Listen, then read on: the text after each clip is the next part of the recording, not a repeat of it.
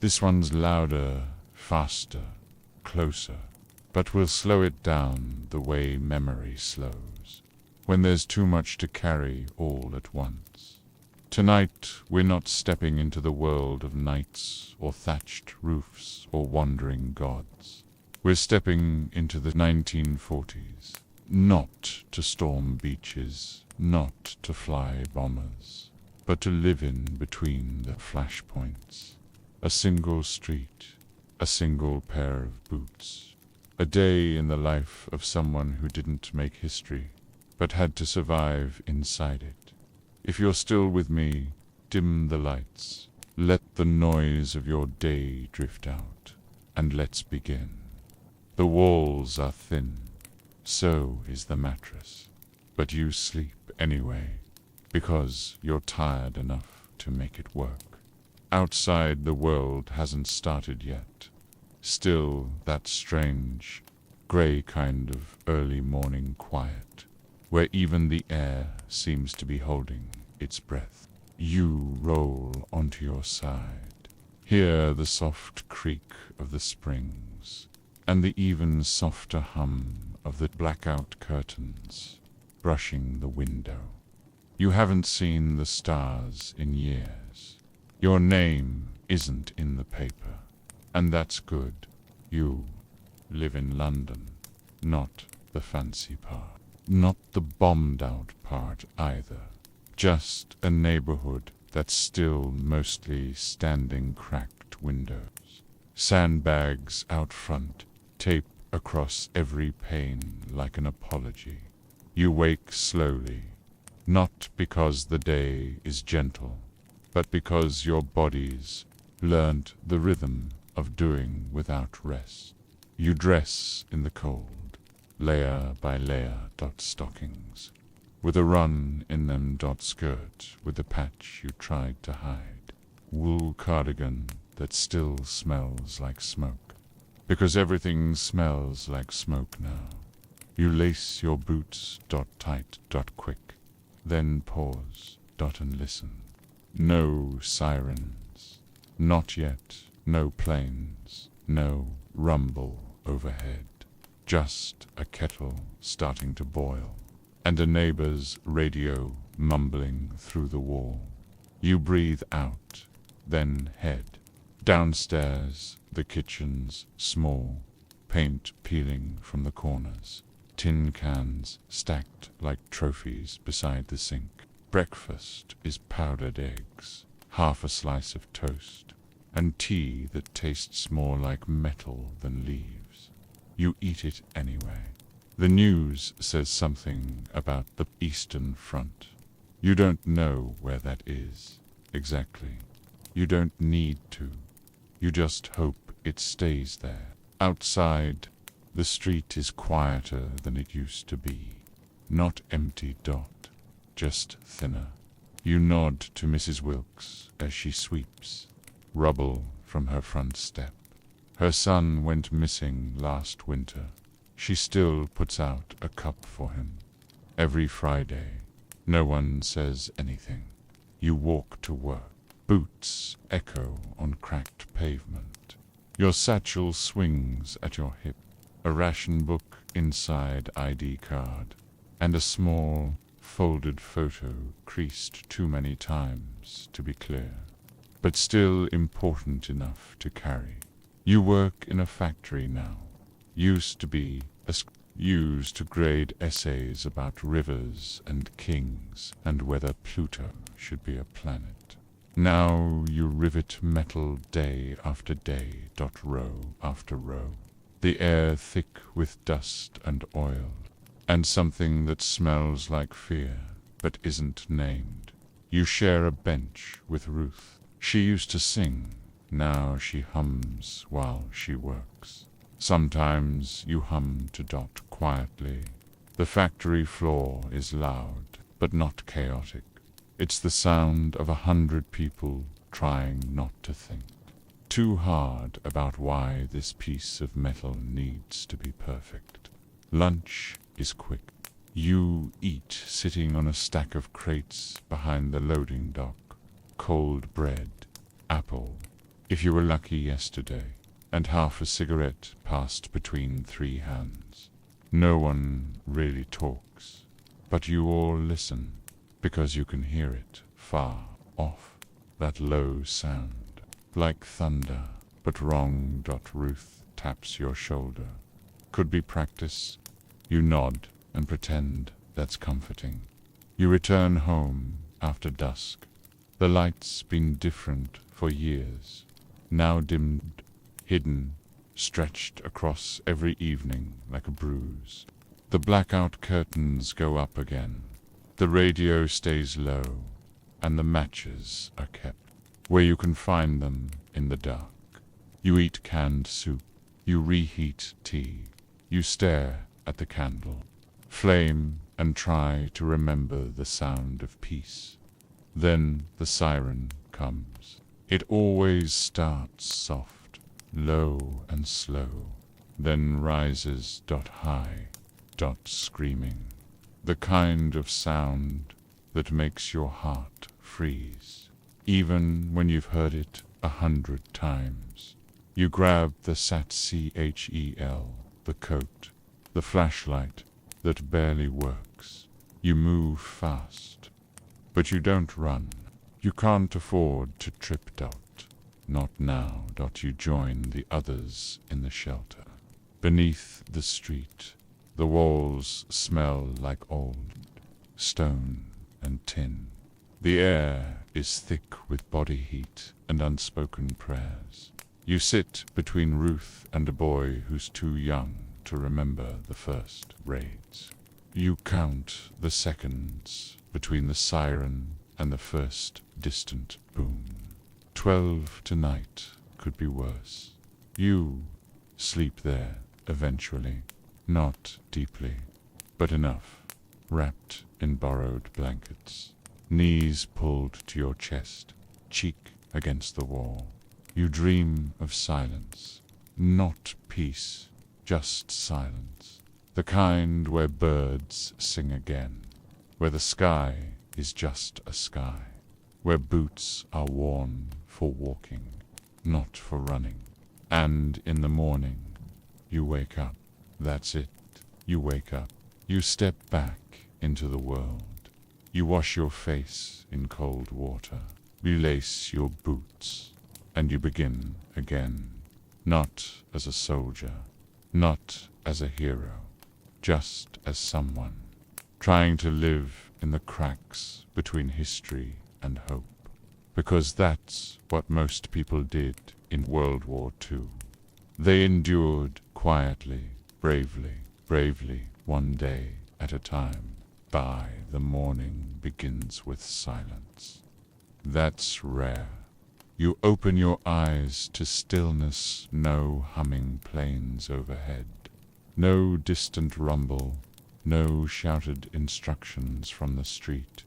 Just the sound of someone lighting a stove 3 rooms over, and the groan of the pipes finally deciding to carry hot water again. You stay in bed for another full minute, not because you're lazy, but because it's quiet, and quiet is rare, and rare things should be held, even for just one breath longer than necessary. You get dressed slower than usual. The same uniform, dark wool, rough seams, pinned hair. Your reflection in the cracked mirror doesn't flinch anymore. You look like someone who belongs in the middle of a war, not by choice, but by persistence. You pull on your boots, mud-stained, scuffed, one eyelet missing. You grab your satchel. There's nothing new inside. Ration. Book. 2 letters. One from a brother you haven't heard from in months. One from someone you never quite said goodbye to. You keep them with you, just in case today is the day everything changes. Outside, the street is busier. 2 soldiers pass by, laughing too loudly. They're young. You don't know their names. but you know that Lafayette used it too. It's the kind of sound people make when they're afraid of what might be waiting around the next corner. You nod to the milkman. He's already been out since dawn. He gives you half a smile, sets a chipped bottle on the stoop, and moves on without a word. There's something holy about how ordinary he makes it look. Work today is slower, less metal to move, fewer crates to load, no new orders. That makes people nervous, because when work slows, it means something else is speeding up, and no one knows what that is yet. You sit on the steps outside the warehouse with Ruth and a girl named Elsie, eating dry biscuits and watching the smoke rise in the distance. It could be nothing. It could be another block, flattened. You don't ask. You've learned to leave the worst things unspoken. There's a man outside the post office, reading names off a notice board. His voice is steady, too steady. You don't listen closely. You can't. Not right now. Instead, you step inside and trade your last spare coupon for 2 ounces of tea. The clerk folds the paper carefully, hands it to you like it's gold, and for a moment, just a moment, you feel powerful again. Not because of the tea, but because you still remember how to make it back home. The radio is crackling. Someone's tuning in too roughly. The voice stutters, cuts out, returns. News from the north, news from the sea, news that might be lies. But you listen anyway, because hope is sometimes shaped like static. The kettle boils. You make the tea. You pour it carefully. You add exactly 1 spoon of sugar, because that's all there is. You carry the cup to your grandmother's chair. She's knitting something that will never be worn, but her hands don't know how to stop. She nods as you hand her the cup. That's all, just a nod, and you feel like you've done something right. The sirens come after dark. Not the screaming kind, not the urgent kind. This one is slower, low, and tired, like even the warning has worn itself thin. You gather your things. Again, flashlight, blanket, the letters. You move without speaking, without rushing, because you've done this so many times. It's no longer preparation. It's ritual. Down the stairs, into the shelter with Ruth, with Elsie, with the boy who always brings a harmonica but never plays it. You sit, you wait, and somewhere overhead, the night begins again. You don't cry anymore. You used to. You remember that, but now your tears have found quieter work to do, like folding blankets or handing out tea. And when the bombs do come distant, muffled, like the heartbeats of angry giants, you close your eyes and imagine sunlight and a quiet street where nothing is missing. You don't dream of victory. You don't dream of glory. You just dream of stillness. And when morning comes, you wake up again, because that's what people did. Not just soldiers, not just leaders, everyone. They woke up, they made tea. They walked to work with empty pockets and full courage. They stitched torn seams. They held each other's names in their mouths like prayers. They couldn't afford to lose. The next morning comes later than usual. It takes its time. You wake to the sound of sweeping, not bombing, not sirens, just a broom on concrete, someone clearing dust and ash off their doors, like it might change anything. But you lie still for a while, not from fear, not from dread, just from habit. You've learned to let the world speak first. Today, it's speaking softly.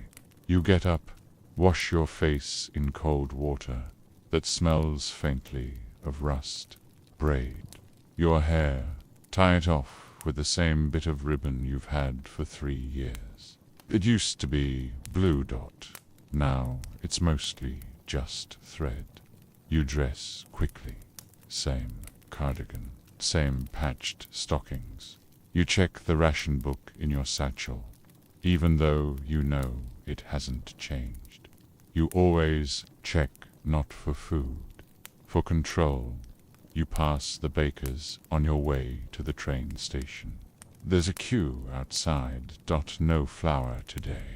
But people wait anyway, because sometimes things arrive unexpectedly, because standing in line feels like doing something. The woman behind you talks about her brother in North Africa. You nod. You say, hope he's keeping his head down. But it's not a joke. It's just the kind of sentence that fills space. You move up 2 steps, then again, then leave. Empty-handed. It's all right. You didn't expect anything at the station. The train is late. Someone says a rail was bombed outside of town. You don't ask which direction. There's no good answer when it arrives. You cram in elbow to elbow, shoulder to shoulder, everyone packed into the carriage, like thoughts too big for one mind. No one speaks loudly. A child asks, will there be planes today? No one answers. Her mother just tightens her grip on the girl's hand. You stare out the window. Fields blur past. So do fences, and smoke, and a pile of rubble that might have once been a house. You look away before your mind can decide if it was at work. You make uniforms now. Not weapons, not bombs, just thread and fabric and sleeves that must match the last 1,000 you've made.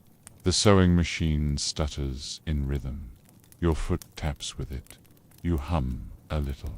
There's a man upstairs who whistles the same tune every afternoon at 2. You've never seen him, but you know he's still alive because of that whistle. It's strange what counts as comfort now. Lunchtime. Tin. Cups. Dry sandwiches.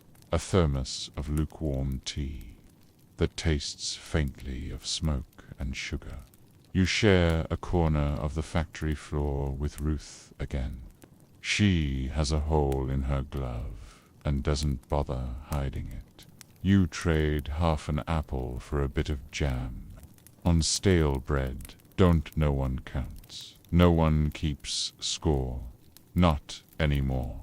On the train home, you stand the whole ride. No room to sit.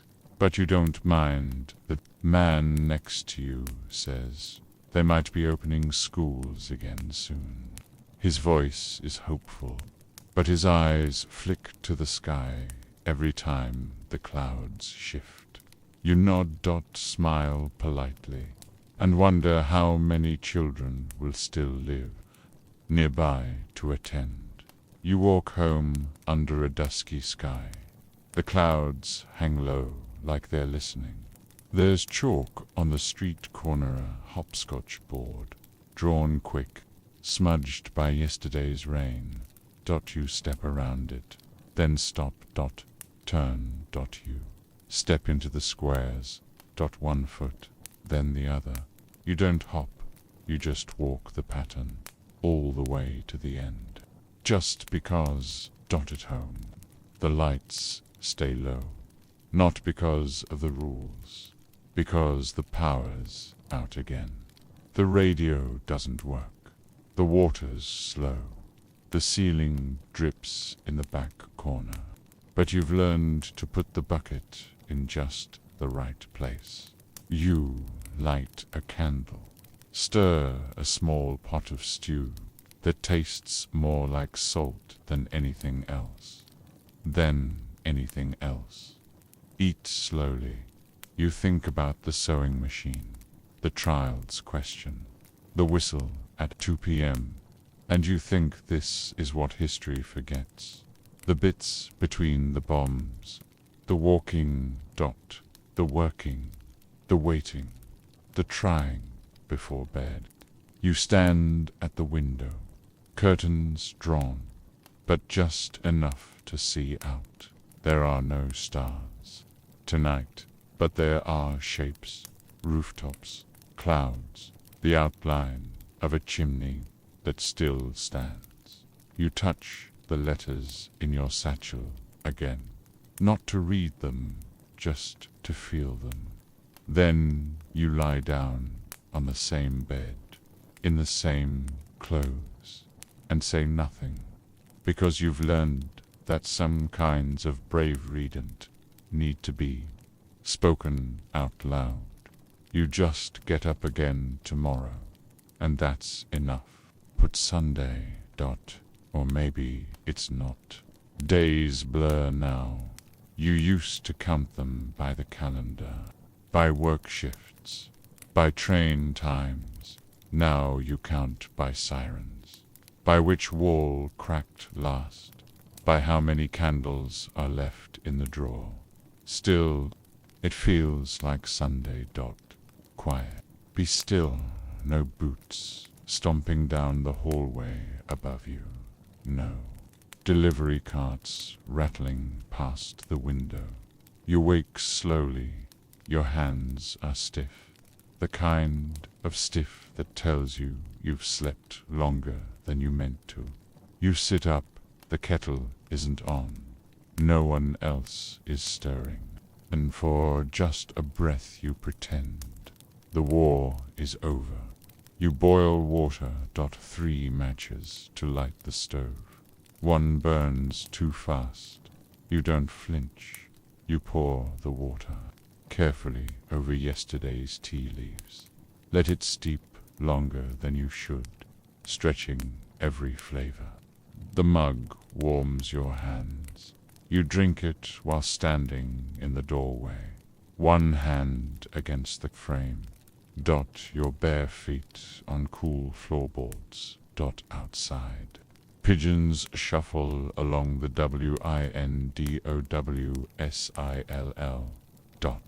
Looking for crumbs that aren't there. You envy their certainty, their small, unbothered lives, but only a little later. You help board up the shop down the road. It took a hit 2 nights ago. Blast came from the east. Glass shattered, clean across the street. No one died. This time, you bring your gloves, nail boards into the frame, alongside a boy named Harry.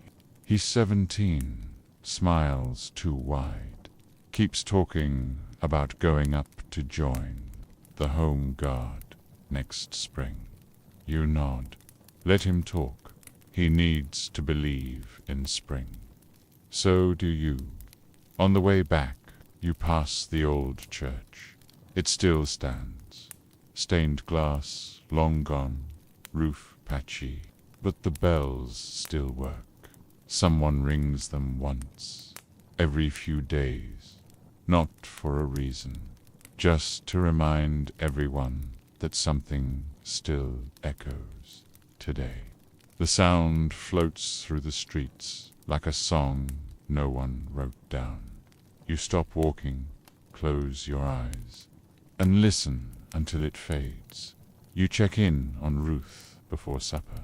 She's been quiet lately. Her flat is dark. but warm. She offers you half a tin of peaches she's been saving for months. You say no. She gives them to you.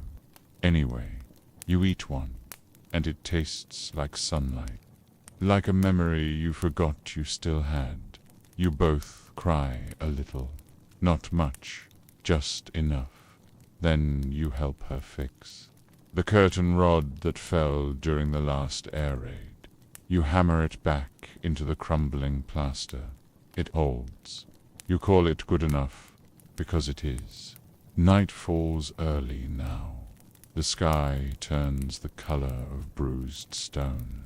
You light to candles, instead of one dot, just because your cousin reads by the fire. Your uncle tries tuning the radio. Nothing comes through except static, and the occasional phrase in a language you don't know.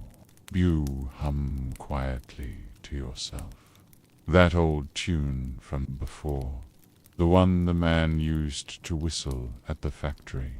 You still don't know his name.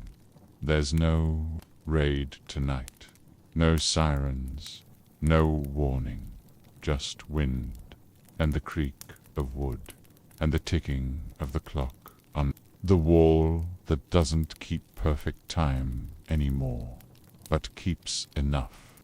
You write a lettered dot to no one in particular, just a page full of things you'd say if anyone was listening.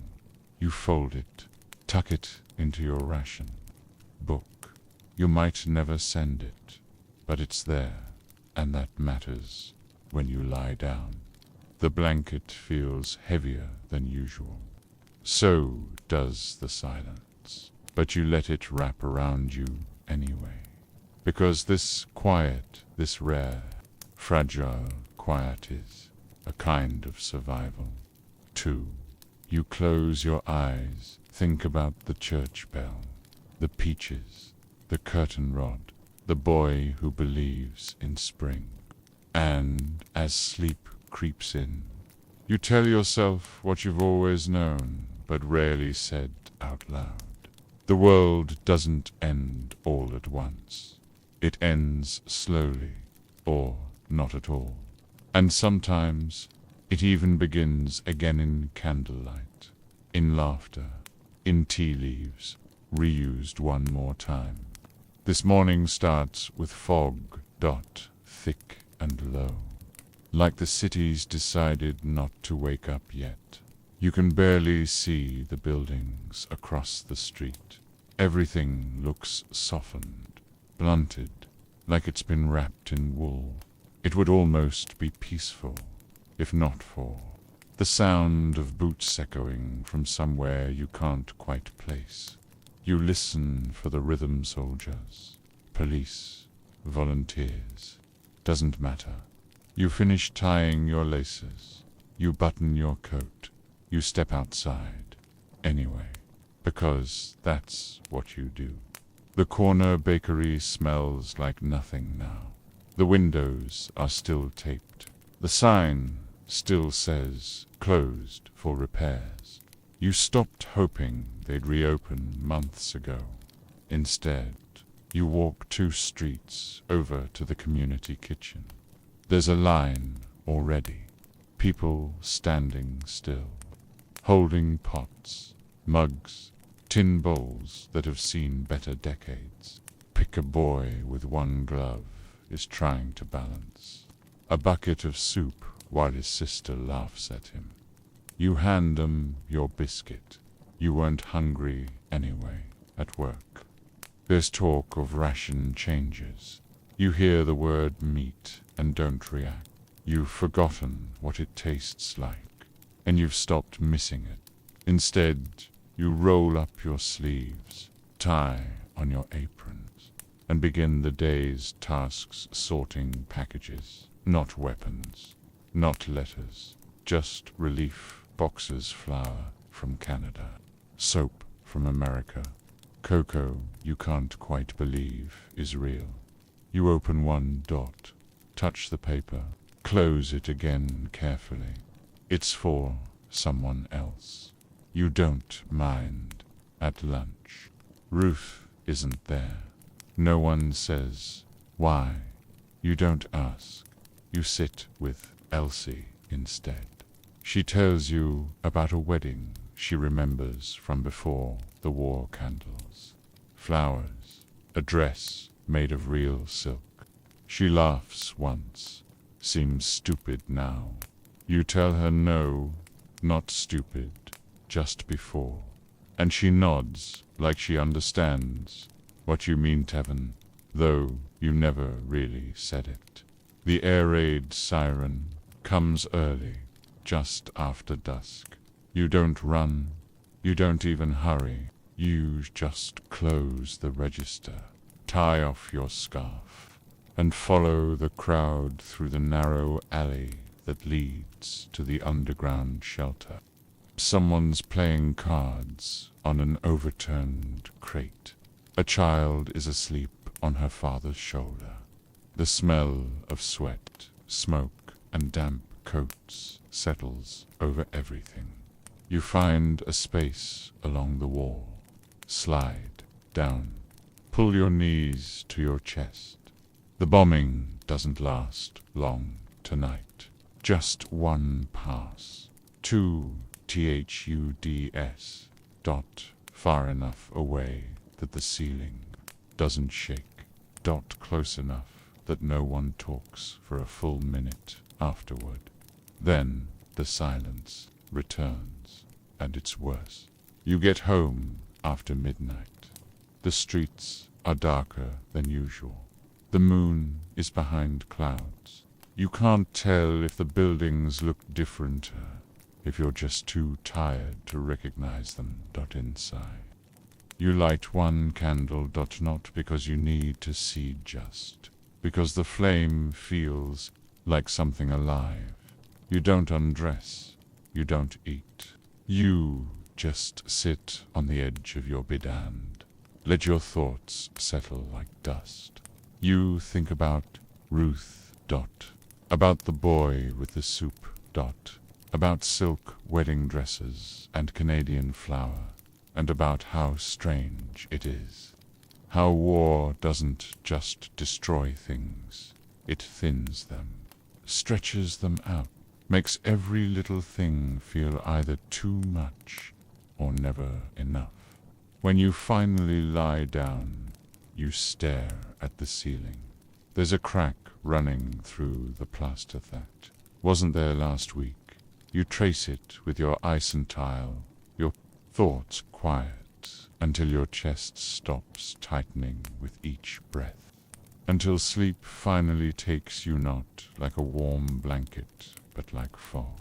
Soft, heavy, complete, it's morning again. But the light doesn't know it yet. The sky is the color of old wool. Rain in the air not falling, just waiting.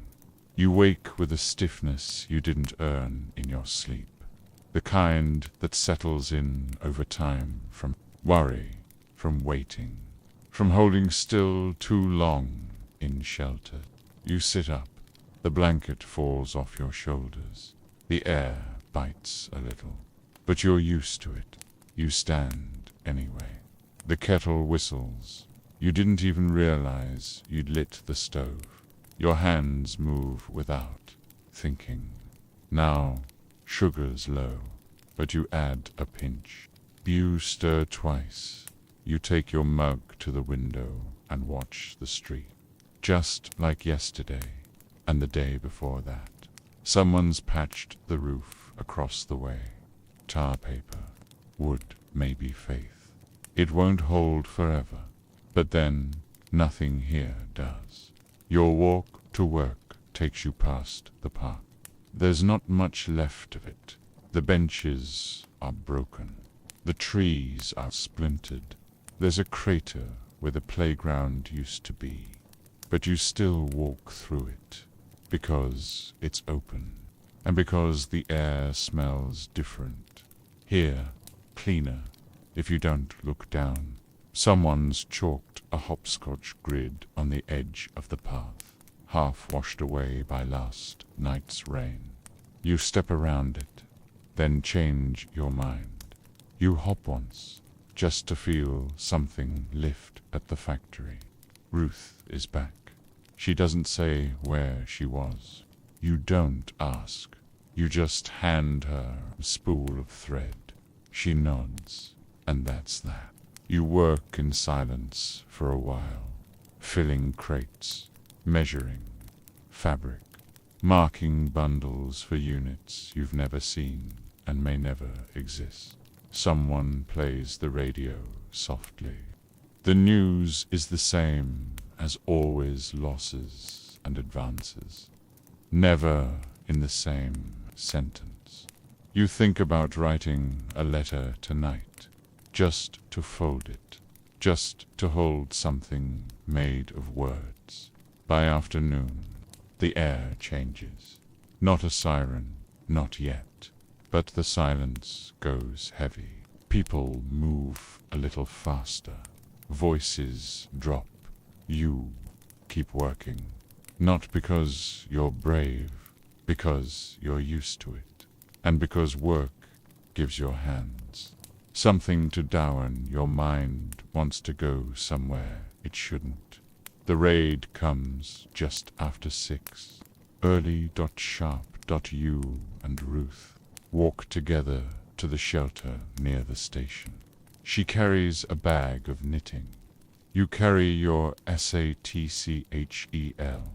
Inside 2 candles.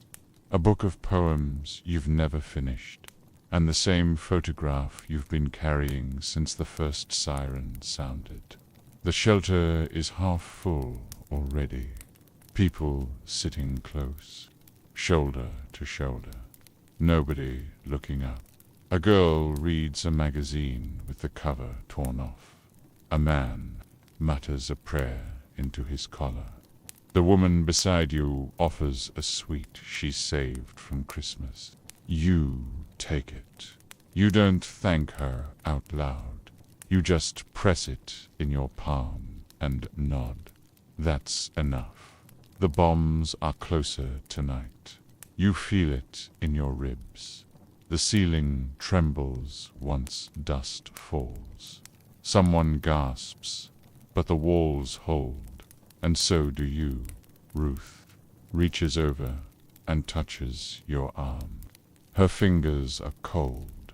You don't say anything.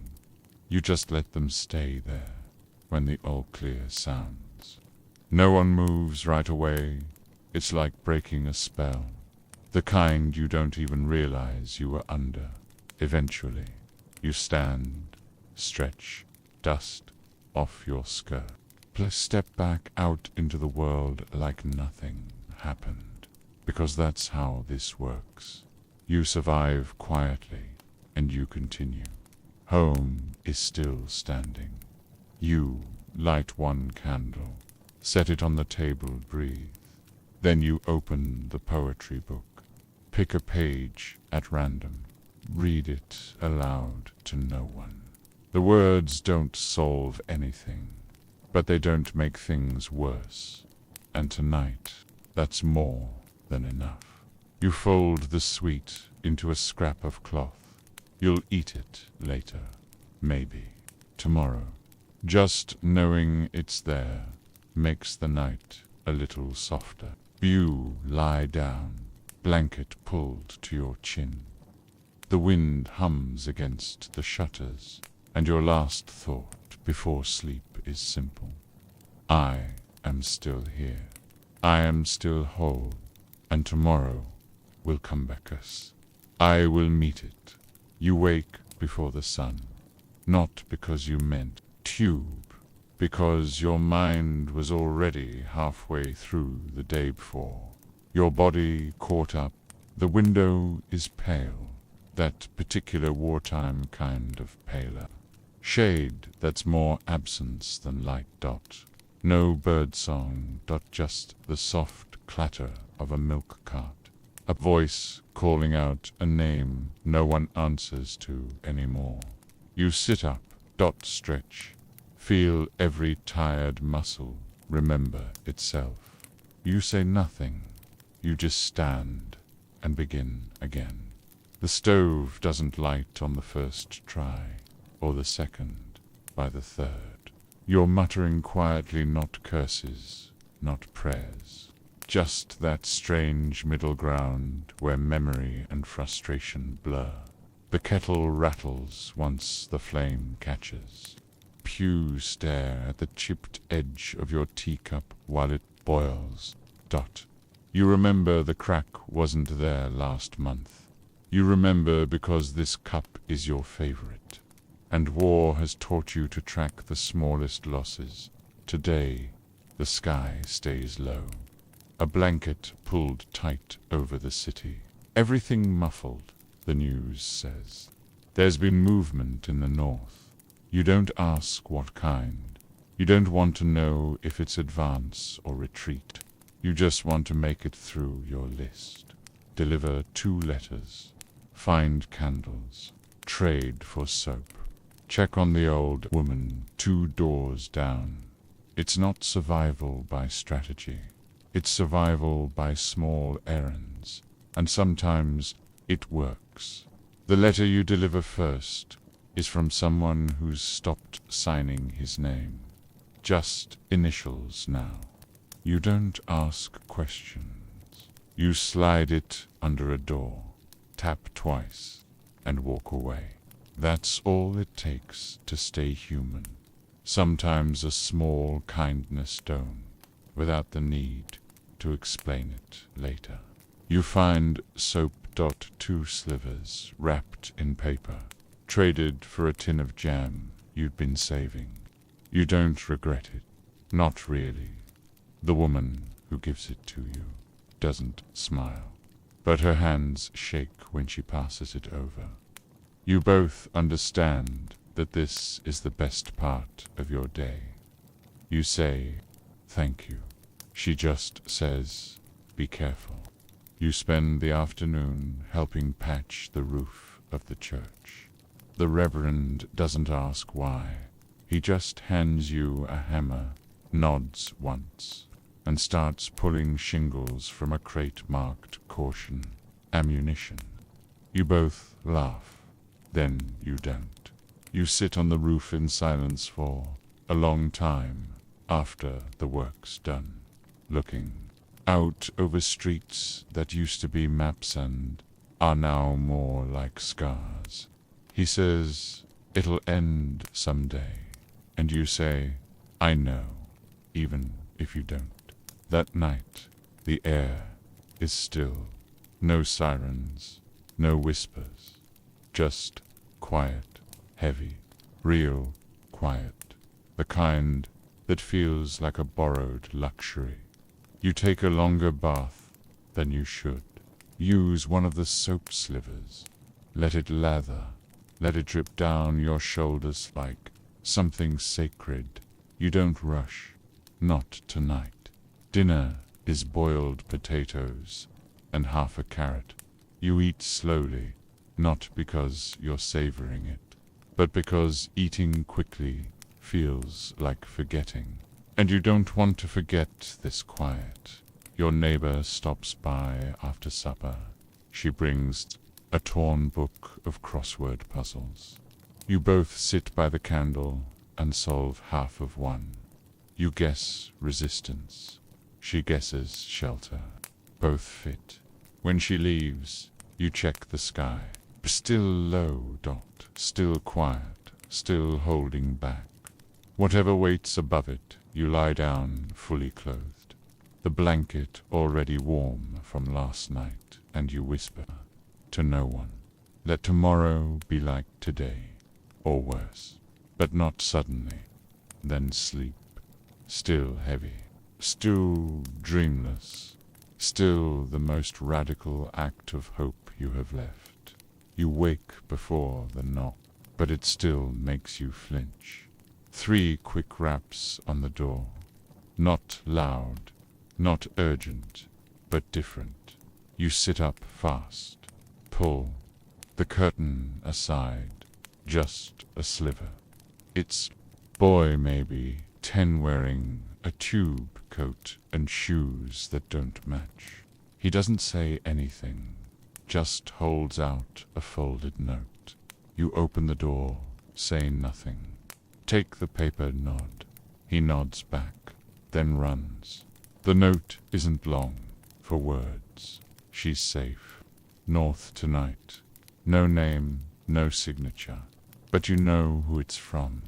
You know what it means. It means someone got out. Someone made it past the checkpoints, the curfews, the border fences made more of fear than metal. You fold the paper twice, tuck it behind the photo in your SATCHEL,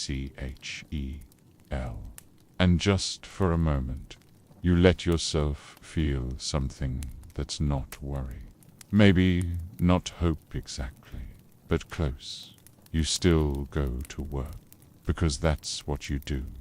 The war doesn't pause for good, news or bad. The streets are quieter today, like even the buildings are listening for something. You pass 3 houses boarded up, one still smoldering. No one talks about it. No one needs to. The factory is colder than usual. One of the windows cracked in last night's wind. You work beside Elsie. Now, Ruth's been reassigned. You don't know where. No one tells you these things anymore. You've stopped asking. Elsie doesn't talk much, but she gives you half a pear from her lunch and tells you it came from a parcel. You eat it slow. Let the juice soak into your fingers. You haven't tasted anything that's sweet in months. You almost cry, but don't single quotes. Instead, you say, "Thank you." She just shrugs, says, "It's nothing," but it's not. You both know that. That afternoon, you volunteer at the aid station. It smells like bleach and boiled bandages, and something sharper underneath. You're not trained. You're just useful. You clean, you carry. You sit with a woman who hasn't spoken since yesterday. You don't ask what happened. You just hold her, and until she lets go. No one writes stories about this, but someone should. Evening comes in pieces, one cloud at a time. You walk home with your collar turned up, boots splashing through puddles that weren't there this morning. You pass the church. The Reverend nods at you from the steps. He's holding a shovel. You don't ask why. You nod back. That's how most things are said now, without saying them. Home is dark again. The power's out again. You light a candle, then another, then stop at 3. Any more feels like tempting fate. You warm soup over a single flame, eat it by the window, watching for movement, for shadows, for the next knock on the door. But none comes, just the steady hum of wind, the creak of a world trying to hold itself together before bed. You pull out the note. You read it once more. She's safe. North tonight. You don't smile. You don't weep. You just press your thumb against the paper like you're anchoring it to reality. Then you slide it back behind the photo. Then you lie down, clothes still on boots by the bed, just in case. You close your eyes and say, "Let her stay safe. Let me make it one more day. Let that be enough." You wake to rain, soft at first, then steady. Not the kind that soaks you instantly, but the kind that sneaks into your coat and lives in your bones the rest of the day. You sit up, listen. No sirens. No boots. Just the rain, drumming on the windowsill like a lullaby in reverse.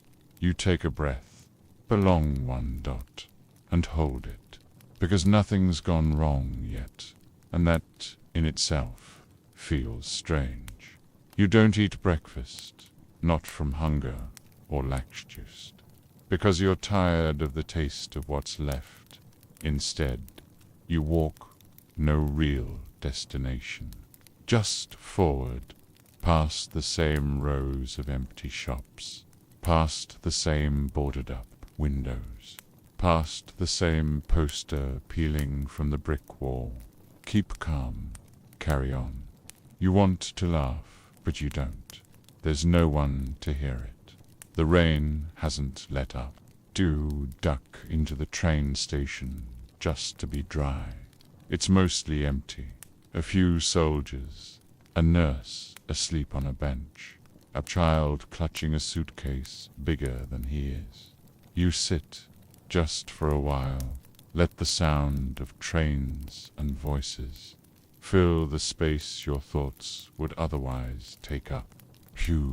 Close your eyes and imagine going somewhere, not running, just going to a place with hot meals and real clocks and roofs that don't leak. It's not a dream, it's more like a wish you stopped feeding. A long time agabit never quite let die. You open your eyes. It's still raining. You stand, adjust your coat, and walk back out into it, because you always do. Later, you find a queue forming near the town hall. No one says what it's for. That's normal now. People just join in, hope in. Their pockets, ready for anything from a loaf of bread to a scrap of news. You stand with them, hands in your coat, rain dripping off your hood. When you finally reach the front, a woman hands you a leaflet. That's all, just a folded sheet of damp paper. No bread, no boots, no news. You take it, you nod, you leave, and you still don't know what it says. You put it in your pocket anyway, just in case it matters later. Back home, you find the bucket under the windows filled again. You empty it, put it back, tuck a dry rag under the sill, and tell yourself it'll hold until morning. You make soup, salt and water, and a little barley. You add the last piece of carrot. You stir slowly. You hum something under your breath, a lullaby from before, from when you still believed. Lullabies worked. You eat by candlelight. Again, the city's dark. Again, you think of Ruth, of Elsie, of the boy with the 2 big shoes, of the people in the queue who didn't even ask what they were queuing for. You think of the note, the one that said she's safe. You hope she still is. You write a letter. You won't send. Fold it twice. Slip it into the space between floorboards. You started doing that, hiding pieces of yourself in corners, just in case. Just so something of you stays behind if the walls don't. And when you finally lie down, boots still by the door, blanket pulled to your chin, you let the rain write your lullaby. You whisper, keep going, even if it's quiet, even if no one sees, even if it doesn't feel like anything at all. Because that's what you've done. That's what you're doing. That's what tomorrow will ask again. And you'll answer it. The morning is grey, not stormy, not bright. Just grey, the kind of light that makes everything feel like a photograph that no one developed properly. You wake up cold. The blanket slipped, or maybe you did. You pull it tight again. Stare at the ceiling. Listen for signs of change. But all you hear is the drip from the back gutter, the thud of a neighbor chopping wood, and the wind whistling something that sounds like a warning but could just be wind. You sit up, you stretch, and you rise, because staying in bed isn't survival. Moving is dot. You boil water over a flickering flame, rationed gas, so you keep it low. Tea. Again, barely, mostly hot water with the memory of tea. You hold the cup anyway, because the ritual still matters, because warmth in your hands means you haven't given up on small comforts. Not yet. You eat a corner of bread, hard as stone. You soak it in the tea, and for a moment you remember butter, not the taste, just the idea. That's enough. Outside, the streets are quieter than usual, even in wartime. That means something. No carts, no delivery men, no paper boys. Just an odd, heavy, silency thought sits over everything like dust. You keep walking. You pass a door you've passed every day for 3 years. It's open today. That's all, just open. No one stands inside it. No one looks out. You pause, then keep walking. That's how most mysteries live, no unsolved, unspoken, unwitnessed. At the station. The schedule board is blank. Again. They used to write updates in chalk. Now they don't bother. Everyone goes where they're told, when they're told, or nowhere at all. You're not traveling today. You just came to see if anyone was. Sometimes you watch the faces as they step off the trains, looking for someone familiar, not someone you know. Just someone who looks like they remember how the world used to be, but not today. Today, the faces are tired, the boots are worn, and no one meets your eyes. Later, you stop by the old library. It's mostly closed. Most of the roof collapsed in last spring, but the front corner still holds. And there's one shelf, just one, that people still borrow from. You run your finger across the titles. A novel with half its cover gone. A book of maps that no longer match the borders. A slim volume of poems, spine cracked, pages soft at the corners. You take that one, slide it into your coat. No one asks for a name. They just nod back home. The light is already fading. Dark too early. It always is now. You light a candle. You make a dinner that doesn't deserve the name. Some boiled cabbage. A bit of stale potato. You chew slowly. You don't complain because you're still eating. And that's something. After dinner, you read one of the poems aloud. Not because anyone is listening, but because you want the words to exist in the air. Again even, if only for a moment. It's a poem about nothing, really. A walk in spring, birdsong, a child's laugh. You close the book, press your hand over the page, and breathe out like you're folding something closed. You lie down early boots, near the door, letters under your pillow, and the candle burned just low enough to leave a little warmth in the room. You whisper tomorrow again, even if it's the same, even if nothing changes. Let me still be here. Let me still rise. And then you sleep, not icily, but deeply. The kind of sleep that doesn't restore, but holds you long.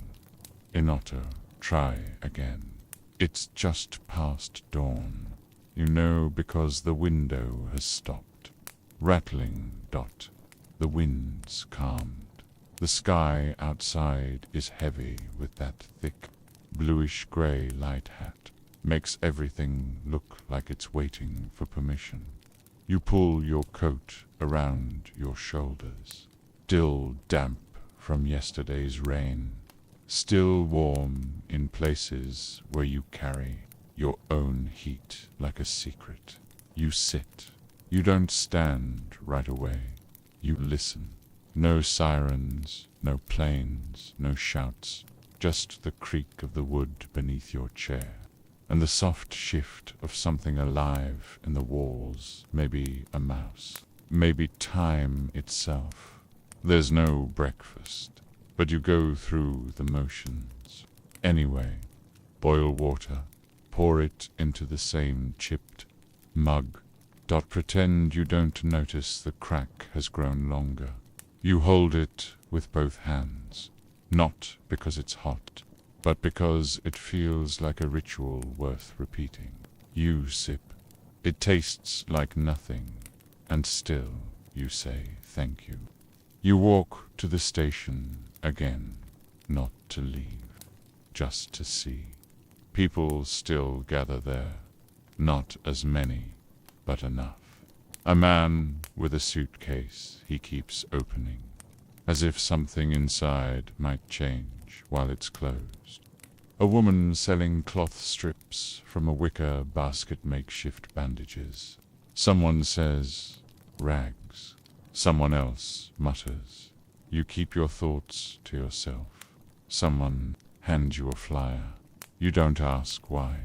You take it, fold it, slide it into your coat. You don't even look at it until later. Not because you don't care, but because you've learned that most words printed in watermirrant for knowing they're for carrying, midday, is quiet. You help patch a roof. You carry water for an old man who stopped counting years. You find a doll in the rubble near the schoolyard. You wipe the dirt from its painted face. Then you leave it where it was, carefully, like placing a stone on a grave. You return home just before curfew. Your boots are soaked, your sleeves stained, your knees sore. You sit by the small fire. It's down to embers, but it still gives off enough light to remind you you're not completely alone in the dark. You finally unfold the flyer. It's a list of names. Some are crossed out, some aren't. You trace your finger over them like they might speak if you touch them. Gently enough, they don't. But you remember one of them, just a first name. Someone from before. Someone who taught you how to whistle through your teeth. You fold the paper. Again, slide it into the same space in the wall where the poems go, and you say their name. Just once, soft, like might still reach them. You don't eat, you don't talk. You just lie down, watching the shadows move across the ceiling, trying to guess which crack will give way first.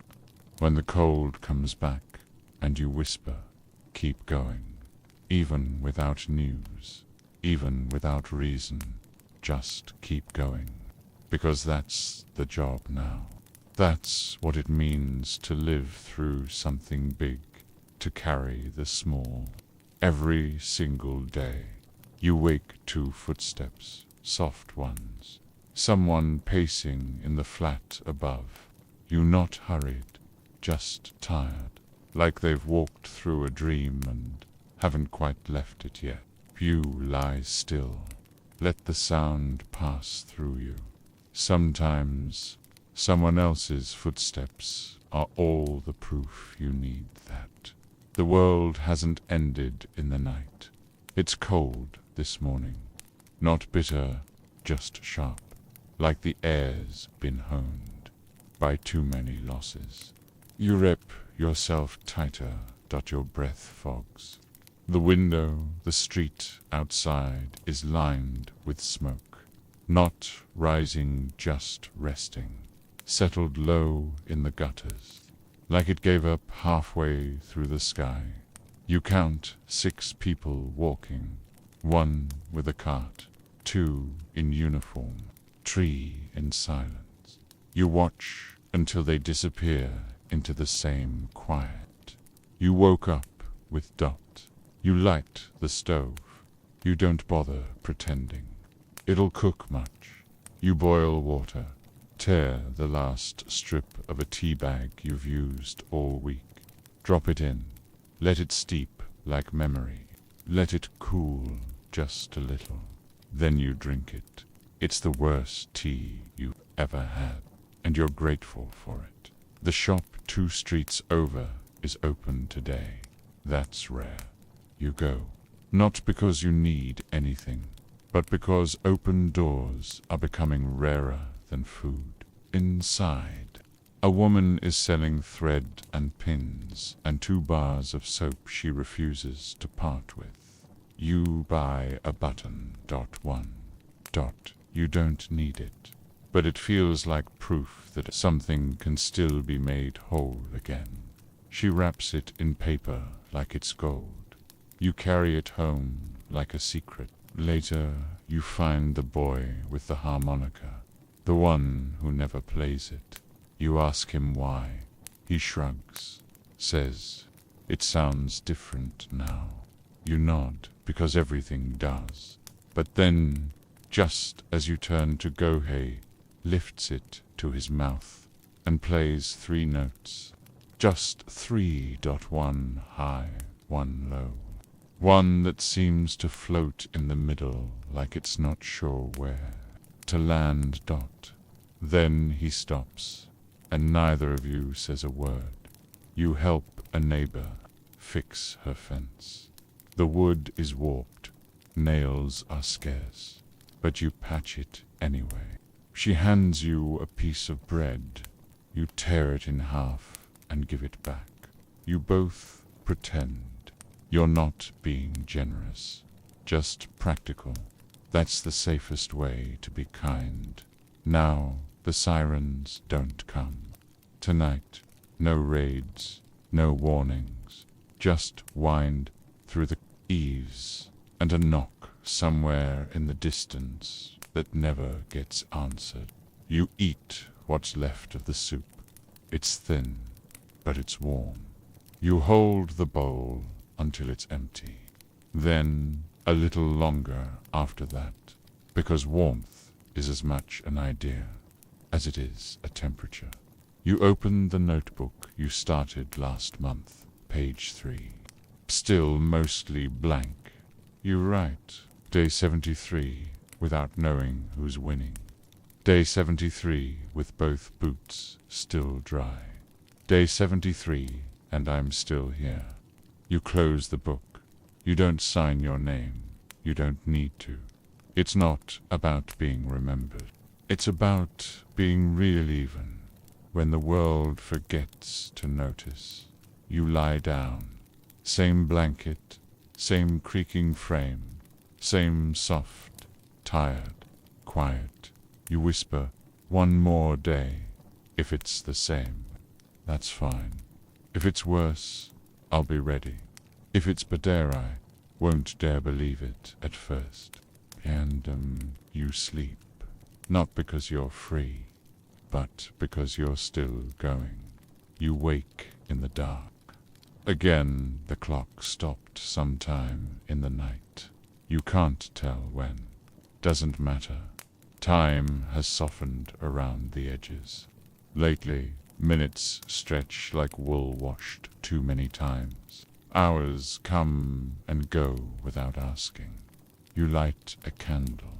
You don't check the window yet. You've learned not to look too quickly. Sometimes the world is still out there. Sometimes less so. Today is laundry day, which means cold water, cracked hands, and hoping the wind stays dry long enough to hang the linens. You soak clothes in a rusted basin dots, scrub the fabric against itself. You hum to no tune in particular, not out of cheer, just out of habit. Habits are sturdy. They survive things you don't expect them to. Your hands sting, but you keep going. You hang the wet clothes over the line, strung between what's left of the courtyard fence and the old drain pipe. You pin each one gently, like it might tear if you don't, because everything tears. Easier now. You pass by the ration office in the afternoon. There's a new chalk mark on the door, a shape you don't recognize.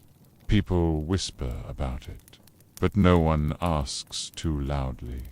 The line stretches down the block.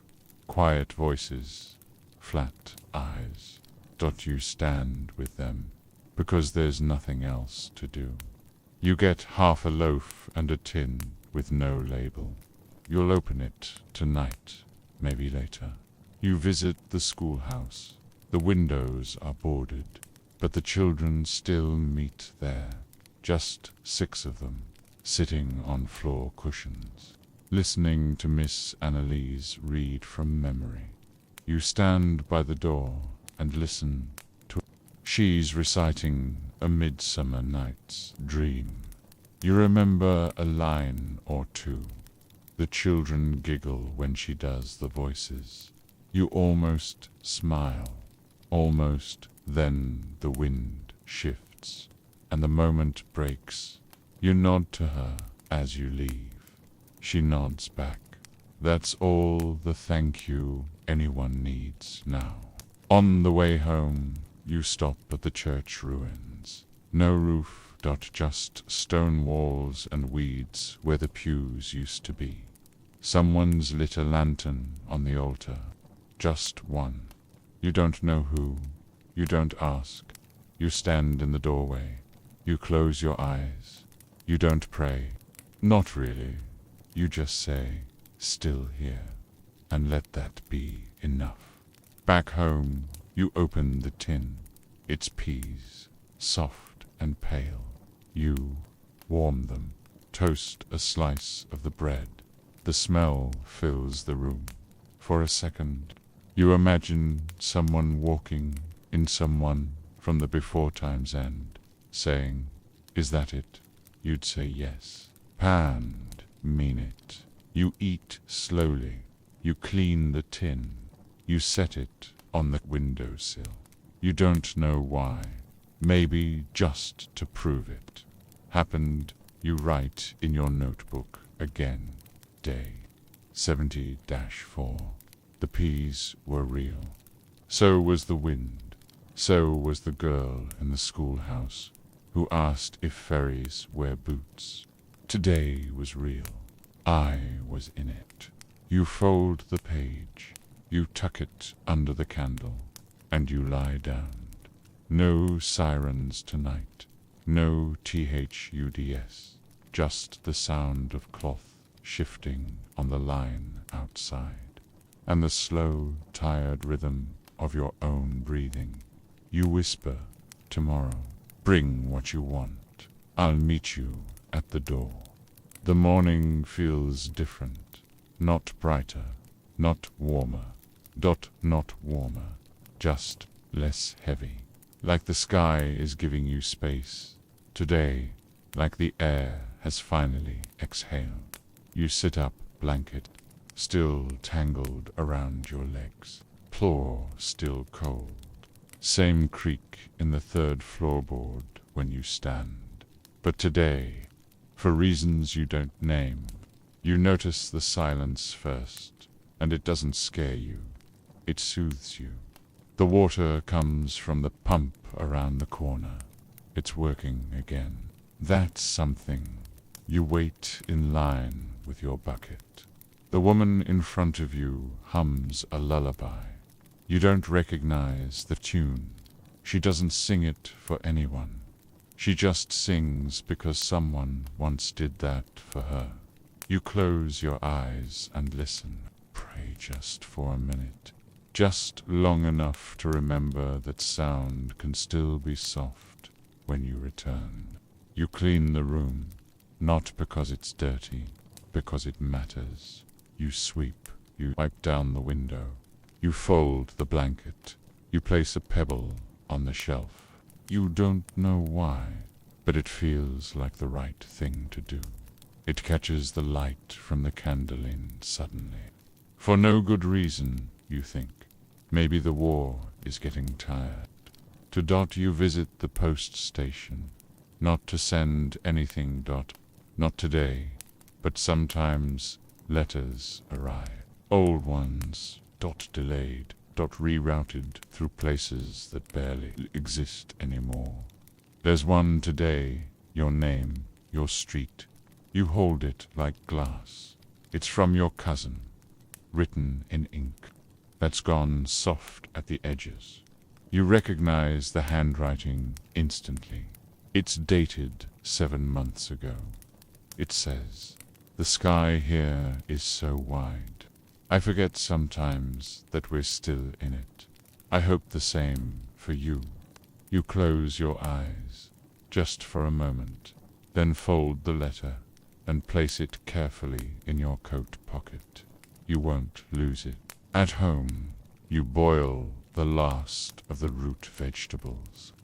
You slice them thin, cook them slow, add just enough salt to remember the idea of flavor. You set 2 places at the table, one for you, one for the space. Beside you, you eat quietly, chew slowly, think of wide skies. That night, the street stays calm. The only sound is a cat walking across the rooftop, sending tiny pebbles skittering down the tiles. No bombs, no boots, no voices raised in anger or grief. Just the soft creak of the rafter sand, the wind trying to whistle but not quite managing to before bed. You take out the notebook. You write, day 75. A letter found me. A stranger sang. A pebble caught the light. The sky felt wide again. I am still here. Then you fold it closed. Breathe deep and lie back down. No prayers. Tonight, just presence. Just peace. Even if it's small. Even if it's brief. Even if it has to be rebuilt again tomorrow. The sky this morning is almost blue. Not the postcard kind. Not cheerful, but honest. A worn, dusty blue that peeks out between the clouds, like a memory you didn't know you still had. You step outside and squint upward, half expecting something to fall ash, snow, news. But nothing comes. Just light and the soft scrape of a broom from 2 doors down. The baker's window is fogged. There's no bread. There hasn't been in weeks. But she still opens. The shutters, still wipes down the glass, still ties her apron. You nod to her as you pass. She nods back. It means we're both still here, which is really all there is to say in the market square. Someone's playing music. Not loudly, not well, just a man with a violin missing a string. He plays anyway, a waltz dot or something like it. People don't stop, but they walk slower, like their feet remember the pattern, like their shoulders know how to hold a tune of in. If their mouths have forgotten the words, you stand under the awning of a closed tailor shop and let the music drift past. You don't smile, but your chest hurts a little. Less dot at midday. You visit the garden, or what's left of it. Mostly weeds. A few stubborn carrots. Someone's planted beans along the fence. Again, you kneel down, check the soil, and pull 2 sprigs of mint that shouldn't be growing here. You carry them home carefully, like something precious, like something alive. You press them into a glass of warm water. The smell rises. You inhale slowly and let it stay with you. You read the letter again, the one about the wide sky. You picture your cousin standing somewhere flat, bare and endless, no rubble, no walls, just wind and tall grass. You think, maybe it's not so far. Maybe someday, when this is done, you'll go find that place. Or maybe you won't. Maybe just knowing it's out there is enough. That evening, you light the stove early. You mix flour and water. It barely becomes dough, but you bake it anyway. The smell fills the room warm, slightly sweet, like memory pretending to be bread. You tear it into pieces, wrap half in cloth. You'll give it to the baker. Tomorrow, not because she asked, because you can dot, and because kindness, even quiet, even small, makes the world feel slightly less broken. Before bed, you water the little plant in the tin by the window. It's not growing much, but it's alive. You touch the mint leaves again, still fragrant, still holding on. So are you. You open the notebook. You write day 70-6. The sky was blue. The mint was green. The dough rose. And I did too. You close the book, blow out the candle, lie back and whisper. Let the world come gently. Let it take its time. I'll still be here. This morning the world feels thin, like everything is one layer too shallow, like if you leaned too hard. On the door frame, it might splinter into splinters of splinters, but the door holds, so does the wall, so do you. You boil water again. Watch it steam. No, tea, today's just warmth. But warmth is enough. You sip it slowly, as if the cup has something important to say. And if you drink too fast, you'll miss it. Outside, there's chalk on the street. Not a warning this time. A drawing, a lopsided cat. And beside it, the words, still hear you, stop, stare. Someone else wrote that dot. Someone else with cold hands and nowhere to go and too many memories. You kneel down and add a line under the cat's paw. Just one. You stand back up. You walk on. Later, you help carry bricks. The church bell tower finally came down. Not from a bomb, from weather, from time. You and 3 others spend hours moving the stones, stacking them along the garden path.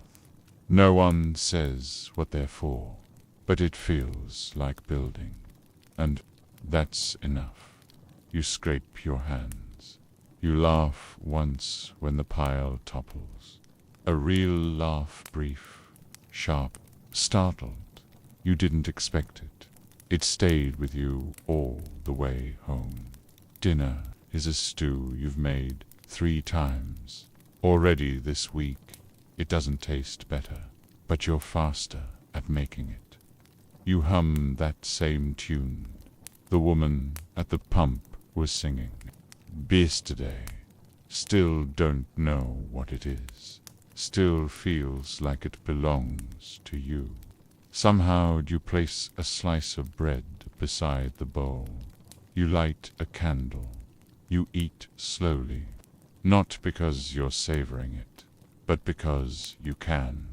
And sometimes that's the difference between surviving and just waiting. The neighbor knocks once. She brings a blanket. No reason. Just says she had one. Extra. You thank her. Offer her a sprig of mint. She smiles like it's treasure. Maybe it is before sleep. You write in your notebook, day 70-7, the wall. Held. The door stayed shut. The bricks became something new. Someone drew a cat, and I laughed. We place the book back under the floorboard. You blow out the candle. You lie down, and this time you don't whisper a prayer. You don't ask for anything. You just think, tomorrow will come, and I will be there to meet it. The wind is back. This morning, sharp, mean around the edges. You wrap your scarf twice, not for warmth. For memory, it used to smell like rosemary. Now it just smells like time. You step outside anyway. The sky is a blank slate. Clouds hiding everything, the sun. The stars, the past. Perfect weather for starting over. Even if you don't know what you're starting. The bakery window has no bread, but the shutters are painted now. Faded green. Worn around the corners, but painted. It's the first color you've seen in days that wasn't bruised or gray. You stop, touch the wood. It's still tacky from yesterday's work. You smile, just a little, then walk on in the square. The violin player is gone, but someone else is there now. Girl with a stack of paper and a pencil stump the size of a matchstick. She's drawing the ruined fountain. You look over her shoulder. It's rough, sketched in fits and starts. But it's there. The water doesn't flow anymore. But on her page, it looks like it might. You leave her to it, because that's a kind of prayer, too. Letting someone imagine something back into the world, at the edge of town. There's a new board nailed to a brick wall, blank, fresh, unlabeled. By midday, someone's written on it. If you're still alive, write your name. You hesitate. Then you borrow a stub of charcoal from someone else's coat pocket, and you write, M, still here. That's it. No surname, no town, just proof. That's all this is. A wall of proof. By evening, it holds 27 names. None famous, all real. You trade a tin of oil for a candle stub and a handful of lentils. The man you trade with doesn't speak. He just nods, counts carefully, and moves on. You think, this is what kindness looks like now, measured, muted, but honest. You pocket the candle. You hold the lentils like they're seeds. Maybe they are back home. You cook the stew again. This time it's better. You can't say why. Maybe the cold made it sit right. Maybe you needed it more today. You set the table for two. Still. Out of memory, out of hope, out of habit. And when the room goes quiet, you don't rush to fill it. You let it settle. Because silence can be soft too, if you let it. Before bed, you light the new candle. Short but steady. You open your notebook. The pages are running low. Still, you write. Day 70-8. The fountain drew water. The names filled the board. The scarf still smells like rosemary. I pretend hard enough. The stew was good. I am still here. You press your palm to the page, like sealing something in. Then you fold the blanket over your knees, close your eyes, and think. Let tomorrow be ordinary, please. Just that. This morning, the frost came back, soft, thin dot, more suggestion than threat. It glazes the window in patterns that look like cracked glass but hold, like lace. You touch it, it melts beneath your fingers. It always does. Even the cold can't last forever, only long enough to remind you it was here. You wrap your hands around the tea today. Just warmth, and that's all right. The streets are hushed, not abandoned, just careful. People walk with softer steps, like they're trying not to wake something. You pass the old man with the chalkboard again. He's written a new line. We are not waiting. We are continuing. You stop, read it twice, think, yes, then walk on. Someone left apples by the old statue. 3 of them, small, bruised, wrapped in paper. A sign hangs from the basket. Take one if you need it. 2 if you don't. You smile. Take one, you need it. You always do. You leave half a button. In return, your only spare. It's not a fair trade, but it's something. And something has weight now. At the corner.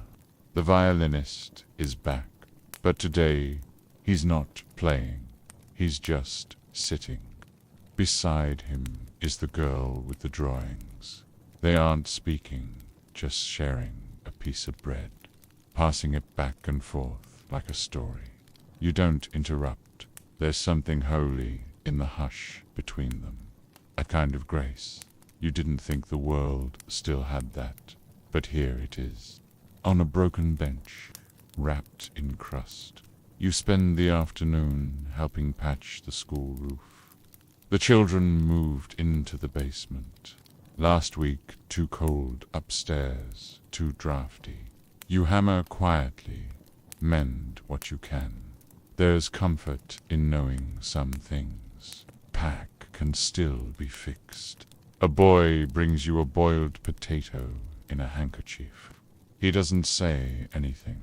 He just nods and walks. Away.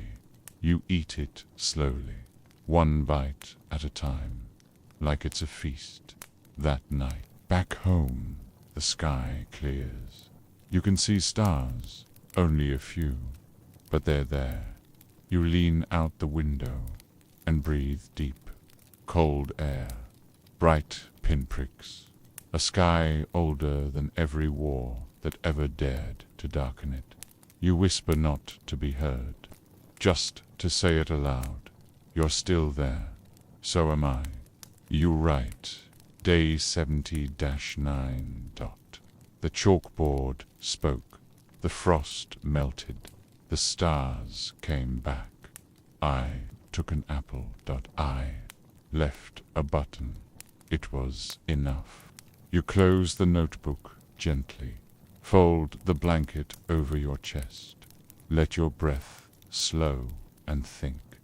If tomorrow is quiet, I'll be grateful. If it isn't, I'll stay anyway. But the candle burned low last night, too low this morning. The wick is buried under its own wax. You scrape at it gently, coax it back to life. It flickers. You sit with it, not because it's bright, because it's there. You let it warm your face while. The rest of the room stays cold. That's enough. The streets are muddy. Today, snow melted in the night. Left behind, little rivers flow through the boots of anyone brave enough to walk. You walk anyway, not because you have to, but because stillness feels too much like giving up.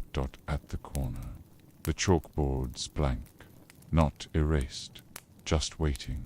You leave your mark, a small X, nothing. More, it means still here. It always does. You visit the woman who used to teach piano. Her hands don't work so well now, but she still hums when she boils water. She shows you a box of broken keys, wood and ivory, stacked like bones.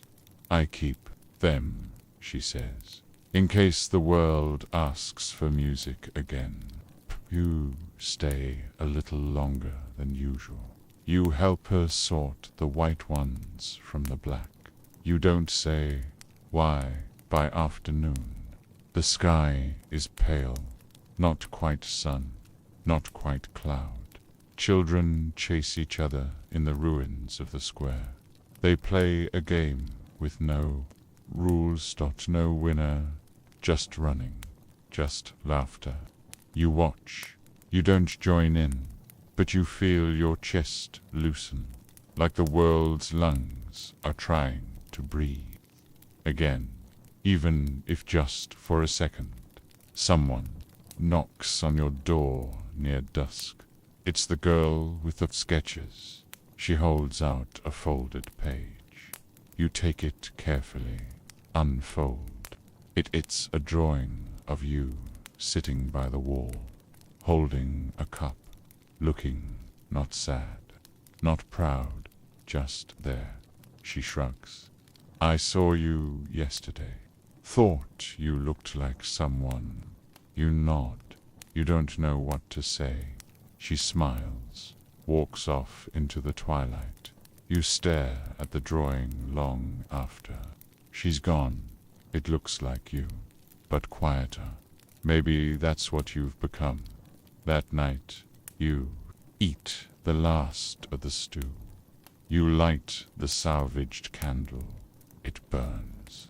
Uneven wavers often, but never goes out. You hang the sketch above your bed with a bent nail, and you write, Day 80. The keys were sorted, the candle lit. The girl saw me, and I saw myself. You pause, then add, still here, even when the mirrors are paper. You close the book, blow out the light, lie still beneath the blanket, and you whisper not to ask, but to confirm. Let tomorrow find me, and let me still be worth finding. The morning begins without ceremony. No fanfare, no shift in the wind, just light soft and colorless slipping through the cracks in the wall.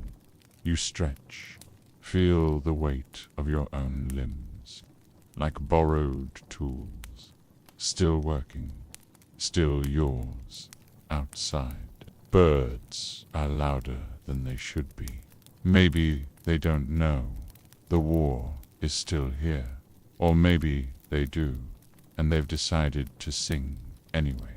You envy them, not for their flight, but for their defiance.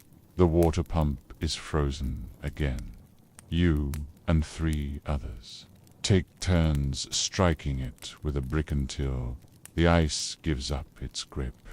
It does. Eventually. Everything does. Eventually, you fill your jug. Pass it to the next in line. No words, just a nod. That's what gratitude looks like now. You go looking for nails today. There's word someone's salvaging. Scrap from the old schoolhouse roof. You find him a wiry man with a coat full of whole sand, a belt made of twine. He offers you 6 bent nails and a smile. No price, just a shrug. You take them, promise to bring something in return. He says, just bring tomorrow. Bye. And somehow that feels fair. Back home. You repair a chair. One leg splinters. You brace it. Anyway, not perfect, but upright. You sit in it. When you're done, test the weight of yourself. It holds. You whisper, thank you to the wood, because everything deserves to be seen, even a chair. Afternoon comes. You sort through the old drawer by the door. Find a button, a pencil, a broken watch. You wind the watch out of habit. It doesn't tick still. You wear it, because time isn't measured in minutes anymore. It's measured in effort, in names, remembered in candles that burn all the way to the base. Someone has written a message on the bakery door. The war will end, not with a bang, but with bread. You stare at it longer than you mean to, then smile, just barely, because maybe that's the truest sentence you've read in months. You eat in silence. The last of the lentils, half an onion, boiled with care. You sip slowly, as if this bowl might last. Until morning gif, you stretch it with enough intention. You light a candle, the one you earned. You let it flicker across the wall's light. It's telling stories in shadow, and maybe it is. You open your notebook. You write, Day 80-1. The birds sang. The water moved. The chair held . The nail bent back, and I did too. You draw a small bird in the corner, badly, but honestly. You fold the book shut, blow out the candle, and settle into the crooked chair with the mended leg. And as your eyes drift shut, you whisper, let the bread return, let the silence soften, let the world grow again, even in ruins. The sky this morning is low . Close enough you feel like you could touch it tiff. You stood on the rooftop, but you don't. You stay grounded. The wind smells of cold smoke and soap someone, somewhere still scrubbing things clean. Not because it matters to anyone else, but because it matters to them. That's how dignity survives. Not in ceremony, but in small, private rituals of care. You check the shelves. They're nearly empty. You already knew that, but looking confirms the truth. And sometimes it's better to know than to guess. You turn one jar upside down, tap the lid. 3 dried beans fall out. You smile . Not because it's enough, but because it's not nothing in the courtyard. Someone's built a small fire. No one speaks. They just sit near it at a distance, passing around. The same chipped mug. You don't ask what's in it. You sit, hold out your hands, and the warmth reaches you like a memory of something better, someone HUMSA lullaby. Or maybe a hymn. You don't recognize the tune, but your chest aches with it anyway. You pass by the bakery. Again, the message is still there. The war will end with bread, but now someone's added, and maybe jam, if we're lucky. You chuckle out loud. It surprises you. You forgot how it felt to laugh without guilt at midday. You checked the board again. The wall of names, it's grown. 30-9. Now, some with full names, some just initials, some with drawings instead a bird, a fish, a single perfect star. You bring a pencil stub. Write, am still singing quietly. Then you press your thumbprint beside it. Proof. In the late light. You find a scrap of mirror. You didn't mean to. Just saw something shining in the rubble. It's cracked, but it holds your reflection. You barely recognize yourself. Not older, not rougher, just quieter. As if the war didn't take pieces from you, it just made them whisper. You tuck the mirror into your coat carefully, not for vanity, just for those rare days when you need to remember your own outline. Dinner is roots and broth you share with the neighbor, no words exchanged, just a nod. The fire crackles, the spoon CL inks, and for 20 silent minutes. You are not alone. You light the candle, the last one. You let it burn slow. You open your notebook. Day 80-2.3. Beans.1.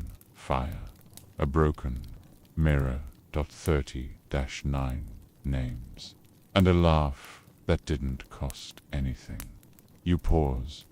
Then softer. I am still worth saving, even if it's only me saying it. You close the book, watch the candle for a while. You don't blow it out this time. You let it keep watch while you sleep, because tonight you trust the flame.